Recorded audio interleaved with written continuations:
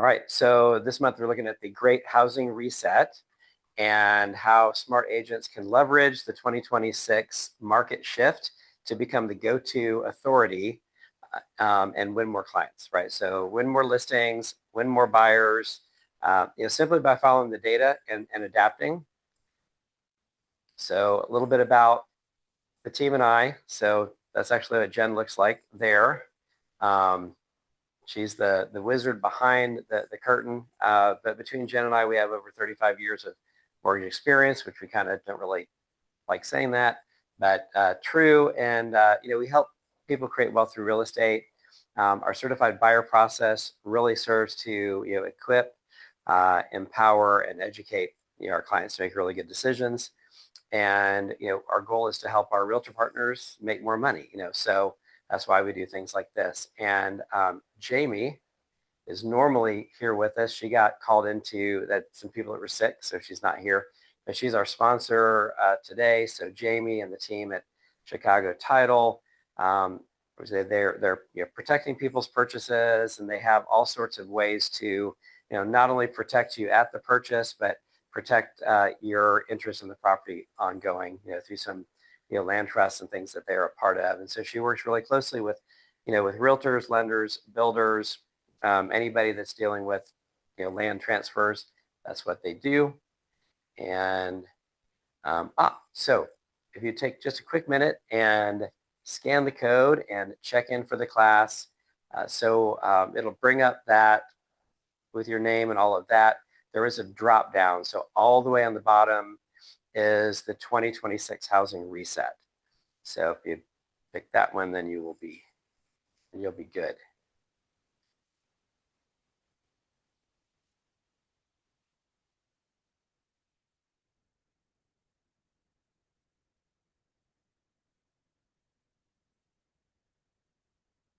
All right.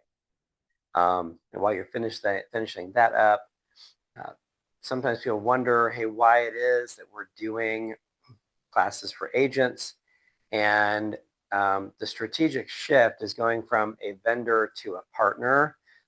Vendors are a very transactional relationship focused on products and price, transactional, no value added beyond closing, easily replaceable. And sometimes people look at realtors that way too. I think that, it's kind of the downside of a lot of the online, the upside of online is people can see stuff and get excited. The downside is they think all lenders are the same. They think all realtors are the same, and one can easily be interchanged for the other. And in some cases they're right, but a lot of cases they're not, right? So we want to shift from the vendor to the partner, where it's a collaborative relationship where we have shared goals and a business impact. So a long-term commitment, focus on outcome and value creation, and being an extension of your team. I've talked with you a little bit. I'm working a lot with doing some things to get more consumer direct through Google, YouTube, and ChatGPT. And so not only do I want to be a part of your team, I'm looking for people to be a part of my team as we're generating these opportunities, right? So really that partnership is what we're looking for. And so really quick, what is going on in 2026? 2026 is noticeably different than what we've seen the last few years. So we've had kind of a period of very slow growth, and the market is starting to shift back into motion. And here's what we see going on, right? So rates are easing and volatility is moderating. So, not only are rates off of 2025 highs, but really the kind of the untold story has been the spread between the 10-year Treasury and mortgage rates. Historically, that number is somewhere between 1.7 and 1.85. And in 2023 and 2024 and 2025, it was exacerbated some. It's actually getting closer to that number. I think it's like 1.9% right now. And there's several things that go into causing that. Part of it is when rates are really high, investors are concerned that people are going to, rates are going to go down. People are going to refinance this quickly. So they're charging a little bit of a premium that increases the spread. But we're starting to see that spread go down. And that really has helped because, ever since the war in Iran, now or the attack in Iran, whatever it is, We've seen obviously oil prices spike, commodity prices are going up. We're seeing some inflation, and right now rates are like 6.5 to 6.25, where they were like touching on the fives before, um, before all of this started.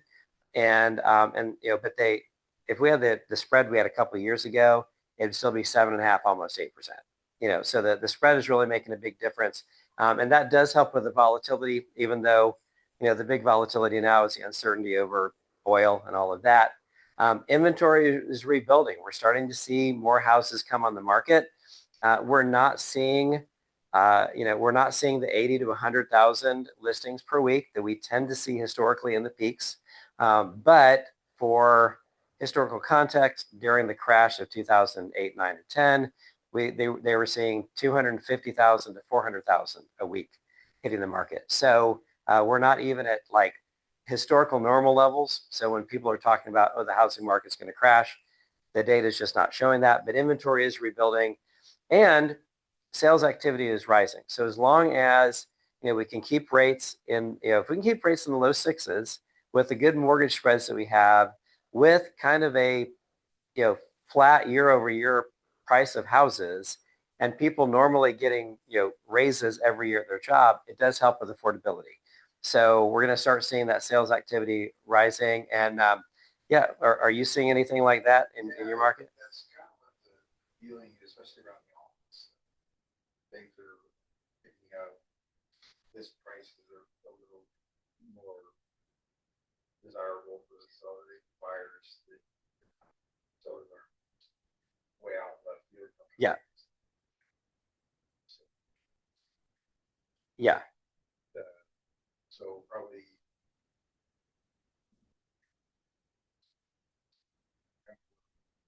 Yeah. Yeah. Now it's half the new ones coming on are still a little priced. The other half are moderately priced. Like the one I showed you yesterday, it's one reason 45 minutes to show it is because of the good value. Yeah.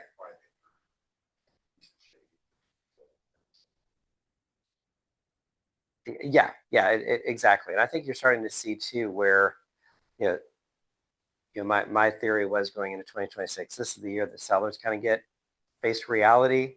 I mean, some already have, but it really depends on how badly you need to sell. But, if you happen to make me move price, that's just not going to work. You need to be competitively priced. And if you are, then you're in the wheelhouse of, making things happen. Right. So, yeah.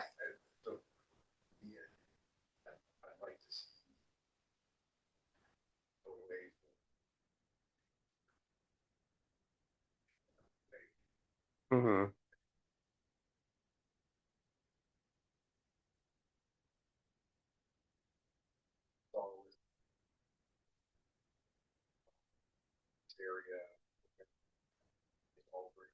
Yeah.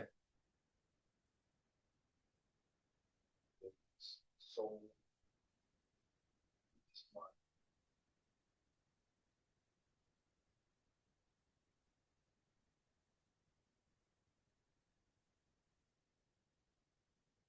Wow. Now, did they do some upgrade? Didn't do anything. Okay. Wow. that's the kind of stuff that people that have the money Mm-hmm. pick anything up. Right. Yeah. That's what I wish. Right. Right. Right. Right. Well, and it's like, yeah, and you're taking a risk that you're going to be able to turn around and sell it for that much more in that short amount of time. Because if someone's getting a loan on it, they're going to look at the transfer history and they're going to say, well, why is it worth X amount more in 30 days? I mean, I was looking at it because I like still looking for a house. Yeah. Yeah.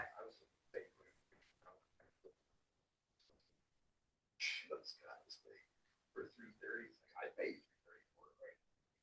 Yeah. Yeah. Yeah. Right. Right. Right. Right. Exactly. Exactly. Exactly. No, I hear you. I hear you. So, all right. So the economic foundation, we it looks like we have achieved that soft landing. So there's been a lot of recession talk over the last few years, but uh, you know, defying that, we've seen we're kind of past that crash watch, and we have a resilient economy that supports buyer activity and not a foreclosure wave. So currently unemployment rate, excuse me, is at 4.4%. Growth in the GDP is 2.2%. Inflation is about 2.4%, although we're seeing producer prices go up a little bit. And we did have kind of a pretty low GDP print last week. But, you know, having a stable economy, labor has been pretty stable relatively speaking. And so the biggest headwind people have is fear. And so if we can show them that, hey, the economy is still in good shape, um, we're not looking at a crash or a recession, and you can proceed with confidence. The other thing too is that, recessions are generally good for the housing industry because, it it does work on the affordability where if interest rates go down to stimulate the economy, a lot of people who are in the home buyer pool are relatively unaffected by downturns in the economy in that way. Whereas people that are generally more in the renter category tend to get affected more on that. I'm not making a social comment. I'm just saying like reality what happens. So houses get more affordable. People who can't afford to buy houses do that. And all right, so there's a lot of talk about the golden handcuffs, like, oh, I've got a really super low rate. Why would I sell, you know, why would I sell my house with a 2.5% rate and go, get something that starts with a six? All right, well, so there's some scripts to overcome that objection. Okay, now obviously, if they have a low interest rate and they really like their house and it's meeting their needs, the conversation is pretty much over. But you know, maybe it is, what would be the cost of waiting to buy your next home? If, if interest rates, you know, go to the point where, we get rid of the war and oil starts flowing again and, interest rates get back to low sixes, maybe even touching five, you're going to see a lot more buyer activity, which tends to push up the price of the home because, supply and demand. And so, what if rates drop slightly, but the home you wanted costs $30,000 more? So that could increase your monthly payment, even though your interest rate goes down. The curiosity, the life trap, right? Is the goal to keep the rate or to live in a home that your family actually needs or that meets your needs? Why, have all your kids in one bedroom when they're too old to be doing that just because you have a low interest rate. So I'm curious, you know what would the home you move in look like if rate wasn't a factor? What would you be looking for? And then the timing trap. Do you know what happens when rates drop and buyers flood into the market? So we can always help people refinance that rate later when it makes sense. And we do a discount refinance for our people. But with inventory rising, here's a great opportunity to buy when you can generally negotiate, depending on the price point, depending on the house, you can generally negotiate, some closing costs, maybe something on the price, buyer's agent compensation, potentially like, rate buy down strategies and things like that, that those aren't going to be available when the market shifts and more buyers get into the market. So one of the things we offer for all of our agents is if you're talking with someone about listing your house, we do what's called the equity transition plan. And it involves meeting with the clients, finding out what their goals are.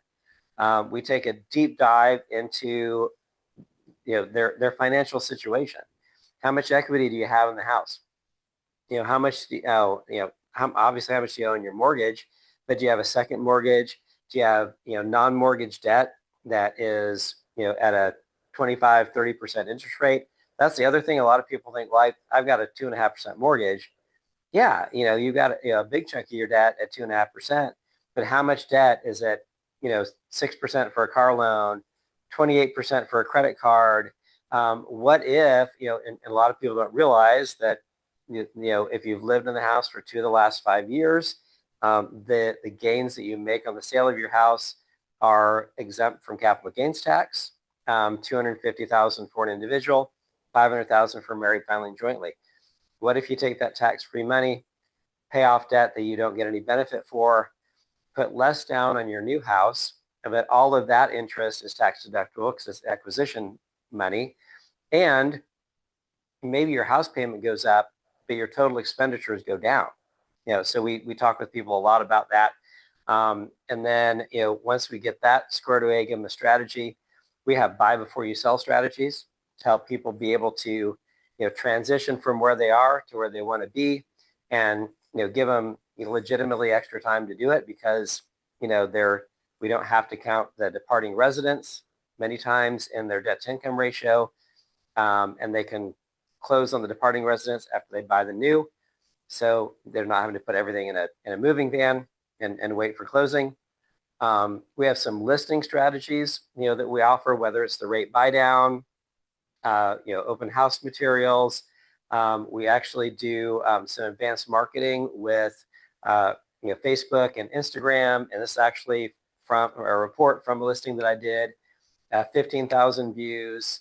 We had 891 people click through to see the material that we presented on the house. So, great way when you're going to a listing, like, when you hire, myself and my lending team, here's some things that you get. We're going to get you in front of, 10,000 people on Facebook and Instagram. We are going to, really provide, top-notch marketing and strategies to sell your house. And, whether you use me or not, whoever else you talk to, you need to be asking them, hey, what's your social media strategy? What are you planning on doing to help market the house? And the data is helpful for us there. All right, so mortgage rate outlook. So rates are taking the stairs down. So it's a gradual easing. There's, I've heard the illustration that it's like, you're on a down escalator with a yo-yo. And so it's not like a direct down, but overall. And again, that rate range is somewhere between 5.75 and probably now 6.5, because that's kind of where we are right now. Again, the volatility over the oil situation is really the big thing. The Federal Reserve is really kind of holding off. They're meeting yesterday, not really making any decisions right yet, because they're monitoring inflation and they're monitoring the labor market. And they really look at the jobless claims, which I think is a little bit outdated, because sometimes people lose their job and they DoorDash, they Uber, they do all these things because they can make more money doing that than they can on unemployment. So they still lost their job, but it's not shown in the jobless claims. So, that could be an issue. But I will say that the jobs report, 2 sectors, healthcare and social services, were the only 2 sectors that grew at all last year. You take those out and we had negative job growth, and they did, kind of crash a little bit last month. We had negative job growth for the, what we saw in the February jobs report. So had we not been, again, with the oil thing, we would have seen rates probably 5.75 after that. All right, inventory is starting to rebuild. We're seeing that sellers are adjusting to a 6% rate. Life events are driving listings. Builders are filling the gap, although it's kind of a mixed bag. If they don't feel super confident, they're not putting a whole lot of inventory out there. And we have shifted from an extreme seller market to a balanced market. Maybe slight seller, maybe slight buyer, but we're not seeing anything that's like extreme either way. And right now looking like 3.3 months of supply for Inventory active listings up 8% year over year. Yeah, so that prices and affordability snapshot, wages are growing faster than housing prices. Wages are growing faster than inflation. National projection is, flat to 3% on housing. I'm seeing probably more towards the flat than the 3% right now. It's highly localized, right? Every market is a little bit different. Some are more competitive than others. But price stability gives buyers confidence to enter without fear of catching a falling knife or overpaying at the peak. And again, mortgage payments with principal and interest are down year over year. Wage growth is up year over year. Home prices are up minimally year over year. So those things really work on the affordability, to give buyers purchase power. They don't have the purchase power that they did when rates were 2.5%, but they're not getting beat out on every offer that they make either. And so, we can say, hey, nationally, we're seeing this. Locally, we're experiencing this, and then give some, local color as to what's going on and why that's happening, right? So, the trends people see in headlines are about, excuse me, interest rates, inventory, sales velocity. Local nuances are obviously the role of new construction, insurance and taxes, what's going on with that.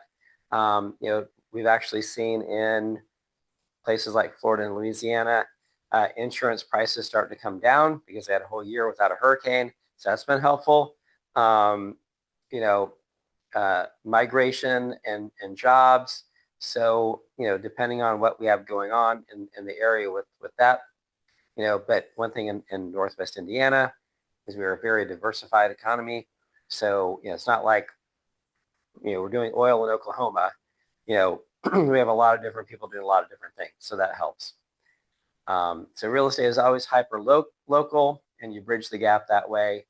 And where do we get the data? Well, I subscribe to a service that gives market insights on a weekly basis, broken down by zip code. Anytime you're going on a listing presentation, give me a call, shoot me a text. I can send you over the report for that zip code, print it out, staple your card to it, and give it to them. But it's going to give you a real-time market profile as far as like median list price, price per square foot, average days in the market, how many houses are doing a price decrease. In this example, I can't really remember exactly where this is from. It might be Crown Point actually, but 64% of listings are taking a price cut. Historically and nationally, it's normally about 33%. So when you see a number like 64, you got a lot of people that are just overpricing their houses. Inventory in this example is starting to kick up. Rent is actually stable to declining. And then we also look at the market segments because, not every segment is behaving the same way. And so it's important when you're going on a listing presentation, hey, Mr. and Mrs. Seller, your house is in this market here. Here's what we're seeing at this price point. All right. So myths versus reality. The myth is I'll wait for rates to drop back to 4%. The reality is that low 6 is the new normal. Again, forecast range between 5.75 to 6.5 for a reason.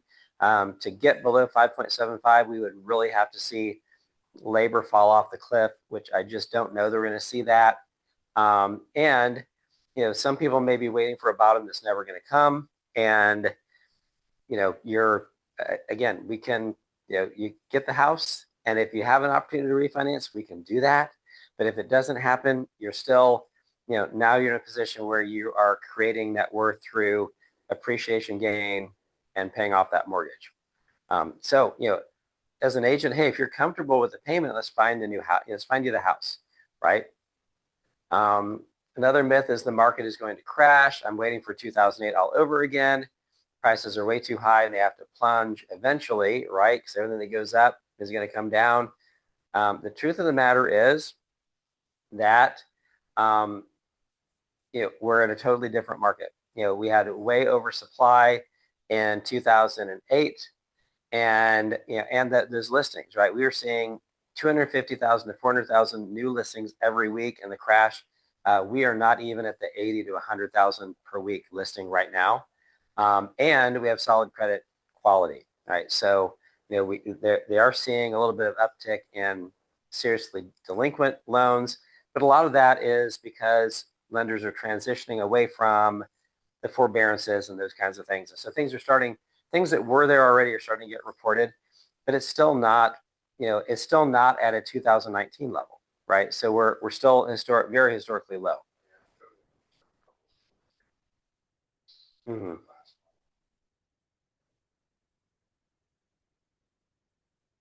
Yeah, yeah.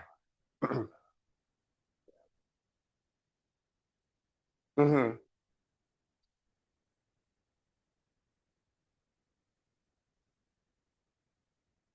Yeah, yeah, yeah. And it's like, I look at it, I just think it's really, I mean, not that it doesn't happen, but it's really hard to owe more than what you can sell your house for. You know, um, Especially when I think 40% of houses in America have no mortgage at all. Of the 60% that do, 50% of them have 50% loan to value or less. So they've got 50% or more equity. So you're really dealing with probably something that was a close to 100% loan, and you know I don't know, maybe they overpaid or something, or it's just been recent and they're trying to, cover fees and those kinds of things in it. But yeah, the credit quality for the last, you know, almost 20 years, right, has been far superior than what it was before. So, there's nothing fundamentally that would cause the market to crash at all. And that lock-in effect will keep inventory frozen. I'm sitting on a 3% mortgage. Why would I trade that for a 6% rate? It's, life events, right? I mean, diapers, diamonds, divorce, death, and diploma. You move for life needs. And builders are filling the gap. So new home inventory is rising. However, there's always opportunity for a existing home as long as it's priced right. Because there's trade-offs with the new construction. As far as some of the costs that they pass on to you, and you may be looking at somewhere you don't have mature landscaping and those kinds of things, right? All right, so strategic action plan. The market has shifted. Our strategy needs to shift with that. So 4 impact moves to execute right now. So nurture, rate, watch leads. We don't want to send generic newsletters or, hey, the time has changed. We want to send specific monthly payment updates showing how that affordability is improving.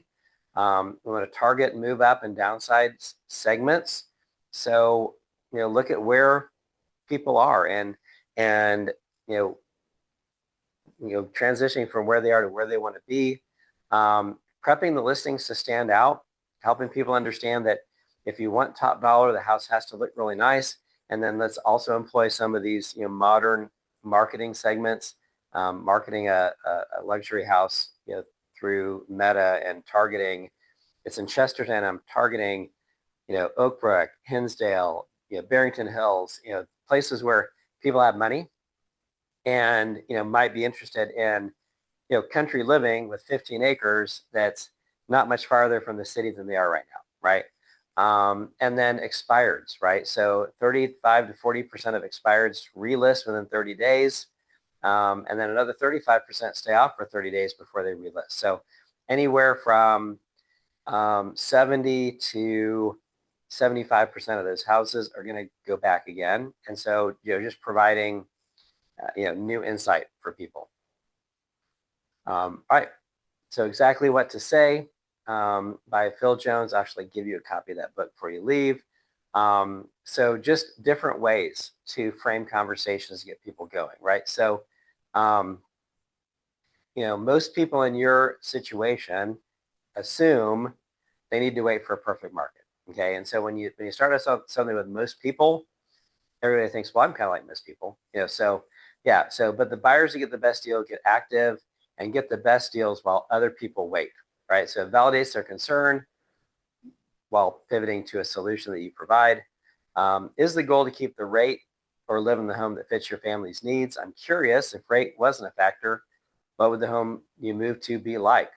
What would you be looking for? So you're talking about the loss of opportunity rather than the loss of the low interest rate, or the action driver. Hey, when would be a good time to find out exactly what you qualify for? That way, so you're ready the exact moment the house you want comes on the market, so that we can move quickly, right? It presumes they want to do it. So it's just, asking when, and it's hard to say no to a situation. Oh, well, when would be a good time? Well, I guess this, kind of a thing. All right. So buyer and seller consultation scripts. Again, for a buyer, what would happen if we secured a seller credit to buy down your rate? Okay, so it moves from these high rates at 6% to something that makes would maybe make more sense for them. If we could get you in the fives with a seller rate buy down, would that be enough to make you move? So I'm guessing that you pass on homes that need a little cosmetic work, right? Because that dated kitchen might be the reason why you get $30,000 off listing. It's like things get priced in.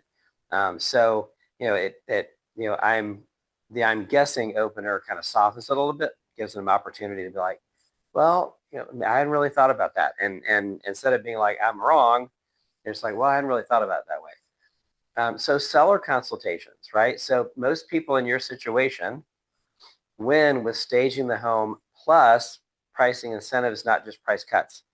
That's the thing that people a lot of times don't understand. It's not their fault. They've just not been educated that it's much better to do a interest rate buy down strategy than it is to do a price cut. Price cut, have to do like 2 to 3 times the price cut to get that same payment, where you can buy down their rate, get them the payment they want, which is the only reason why builders are advertising their low, 3%, 4% rate, is because people are buying the rate. They're buying the payment. They're not buying the cost of the house. And hey, when would be a good time to review these offers with the buy down math included? Okay, so you're just assuming that they want to do that, but it gives us a great chance to put some things together and say, hey, here are some ways to have your house stand out without it costing you a ton in a price reduction, for example. So one of the things that we do is our certified buyer process. I mentioned it earlier. It provides clarity, confidence, and a sense of control for our buyers. It starts with that buyer consultation. We send everybody through underwriting. So our underwriting team verifies income, credit, and cash to close. When that happens, we give them a certified buyer pass. They can save to their Apple Wallet. So if they're going to an open house and someone asks, are you pre-approved, or are you working with a realtor? Here's my pass. They scan it. It's got your information. It's got your buyer broker agreement. It's got their pre-approval letter in there and a personalized video from me talking about how awesome they are and how they're proactive getting their all their documents in. Once you're ready to make an offer, we get together, and while you're sending over the DocuSign offer to the listing agent, I'm sending over a digital offer where I'm explaining, hey, here's the financing strategy, and here's how we're going to fulfill everything that we already have in that contract. So you can share it with your sellers and make sure that they know that we've got this taken care of. And then obviously the closing consultation, where we talk about next steps, which is, throughout the process, we're asking them, for friends, family, and coworkers that might be looking to buy and sell real estate, so we can get more referrals for you. But that closing consultation, we're talking about, how to get referrals, giving Google reviews, and also opportunities down the road to help them save money by refinancing their mortgage. All right, so content ideas that convert. One of the things that I think Gary Vee says that realtors should be spending over 50% of their time creating content. I wouldn't argue with him because he does very well, but spending no time and spending all your time, somewhere between there is a great thing. But, do a monthly update. So 30-second rate to payment reels. Don't just say rates are down, show the math. A 25 basis point drop saves you $150 a month in this home. So stop looking at the rate, look at the payment. Do a deep dive with, here's what $3,000 a month buys you in Crown Point, Valparaiso, Lakewood Ranch right now versus last year. And you actually show actual listings. Do a carousel where you're looking at national versus local breakdown. So what's the national headline? What's the local reality? Maybe 3 or 4 stats. And then your expert take at the end. And then maybe weekly email with builder incentive watches, right? So how do you curate the top 3 rate buy down or closing cost offers from local builders, be the source of deals, right? So help them find things they can't find online because you're the local expert. And hey, how we can work together to be co-branded, right? So collaborative content and tools, double your reach, half the cost. So a monthly market pulse, we do a monthly video. You talk about inventory and activity. I cover rate, trends, and volatility. We can put together a first-time buyer kit. And then we can also put together a move-up buyer kit as well. Do a payment check clinic, YouTube, Instagram Live, or Zoom. Bring your Zillow listing. We'll calculate the real monthly payment live. And then putting together a seller net sheet, right? So helping people see what their bottom lines would be after concessions and payoffs and all of those kinds of things. We're focusing on the net proceeds, not the price. And hey, if you had X amount of money, what would you do? How would you invest that?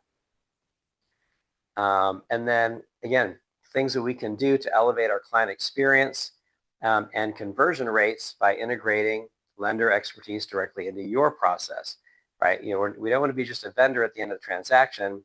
We're a strategic partner from the very first consultation. That's why we do that 30-minute buyer's consultation, where we evaluate, uncover hidden needs. And we can do that with sellers as well, because the majority of time sellers are buyers.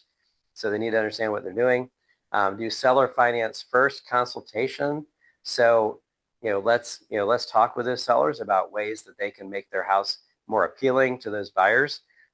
We can co-host workshops and webinars where we are promoting connections and critical development. And we have, referral intros with talk tracks. So, putting together, common things that we say together to the clients and be able to do group text introductions and things like that. So was this valuable? Is it helpful? Cool. Awesome. Thank you. All right. So top 5 priorities for success, leading with payment versus rate, re-engage the sidelines, builder partnerships, leverage their rate incentives, become an expert on where the deals are. We need to work together on locally relevant content, and love to co-market more with you on what you're doing. There is a link to my schedule, or we can book something after to do the strategy session. And yeah, thank you so much.